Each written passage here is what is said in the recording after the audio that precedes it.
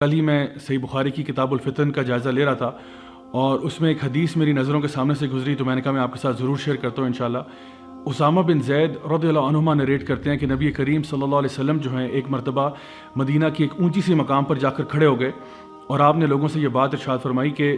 فتنے میں دیکھتا ہوں کہ تمہارے گھروں کے اوپر اس طرح سے نازل ہوں گے جیسے بارش کے قطرے تمہارے گھروں پر گرتے ہیں۔ اس سے ظاہر یہ ہوتا ہے کہ فتنے جو ہیں یعنی کہ ٹرائلز، ٹریبولیشنز، ایسی چیزیں جو اللہ تعالیٰ کی نافرمانیوں میں کاؤنٹ کرتی ہیں، وہ چیزیں ہمارے گھروں پر نازل ہوں گی۔ اور اگر آپ تھوڑا سا جائزہ لیں تو آج کل کے اس میڈیا کے دور میں کوئی ایسا گناہ، کوئی ایسا یعنی اللہ کی نافرمانی نہیں ہے جو سیٹلائٹ چینلز کے تھرو، جو انٹرنیٹ کے تھرو، جو یوٹیوب کے تھرو، جو فیس بک، اسنیپ چیٹ، ٹویٹر وغیرہ وغیرہ، ان سب کے تھرو ہمارے گھروں پر نازل نہ ہو رہی ہو۔ یقیناً بہت سارا اچھا کانٹینٹ بھی آتا ہے، لیکن اس کے ساتھ ساتھ کوئی گھر جو ہے وہ اس قسم کے فتنے سے محفوظ نہیں ہے، بالکل اسی طرح سے کہ جس طرح جب بارش پڑتی ہے تو سارے گھروں کو ہی اپنی لپیٹ میں لے لیتی ہے۔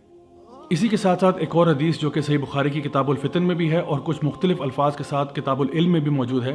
جہاں پہ نبی کریم صلی اللہ علیہ وسلم نے یہ بات ارشاد فرمائی کہ علم جو ہے وہ ایک دم سے نہیں اٹھایا جائے گا، بلکہ علم اٹھے گا کس طرح سے کہ علماء کی وفات ہو جائیں گی، یعنی اللہ تعالیٰ علماء کو اٹھا لے گا۔ وہ جو نالجبل لوگ ہیں جن کا کام دین کو پھیلانا تھا، ہم تک دین کی بات پہنچانا تھا، اللہ ان کو اٹھا لے گا۔ اور پھر کیا ہوگا، ہر وہ شخص جو جاہل ہوگا، جو دین کے بارے میں نہیں جانتا، وہ اپنے اپنے اوپینینز کو جھاڑنا شروع کر دے گا، خود بھی گمراہ ہوگا اور دوسروں کو بھی گمراہ کرے گا۔ My dear brothers and sisters, یہاں پہ علم کے اٹھنے سے کیا مراد ہے؟ اس کے بارے میں جو بھی علماء اس کی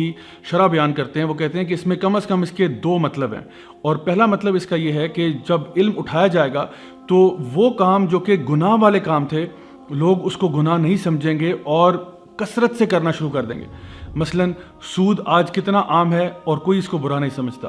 حرام ریلیشن شپس کتنے عام ہو چکے ہیں، کوئی اس کو برا نہیں سمجھتا، جھوٹ بولنا ہماری مارکیٹ پلیسز میں، گھروں میں کتنا عام ہو چکا ہے، غیبت کرنا کتنا عام ہو چکا ہے۔ یعنی ہم لوگ جانتے ہیں کہ یہ کام برے ہیں پھر بھی کر رہے ہیں، یعنی یہ ہے کہ علم چلا گیا۔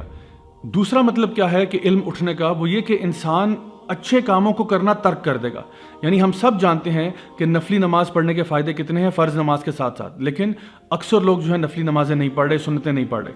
ہم سب جانتے ہیں کہ نماز کے بعد ذکر کرنا کتنا ہی افضل ہے۔